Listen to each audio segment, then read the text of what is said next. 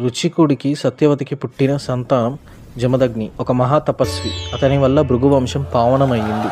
జమదగ్ని ఒక రాజు కూతురు అయిన రేణుకాదేవిని వివాహం చేసుకున్నాడు.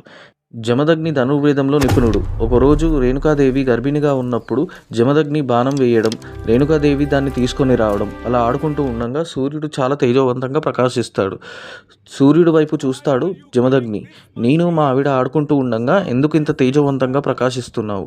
నా ఆవిడ కష్టపడుతుంది, నిన్ను శపిస్తాను అంటాడు జమదగ్ని. సూర్యుడు వినయంగా తన తేజస్సుని తగ్గించి రక్షగా గొడుగు మరియు చెప్పులు ఇచ్చాడు. జమదగ్నికి రేణుకాదేవికి పుట్టిన 5వ సంతానమే భార్గవరామ. ఒకరోజు భార్గవరామ పరమశివుణ్ణి సంతోషపరచడానికి ఘోరమైన తపస్సు చేశాడు. తపస్సు ఫలితంగా పరమశివుడు ప్రత్యక్షమయ్యాడు. భార్గవరామ శివుని స్తోత్రం చేశాడు. సంతోషించి శివుడు ఆయనకి గండ్రగొడ్డలిని ఇచ్చాడు. పరశువుని ఎప్పుడు తన చేతిలో పట్టుకొని తిరుగుతూ ఉండేవాడు కాబట్టి భార్గవరామకి పరశురామ అనే పేరు వచ్చింది.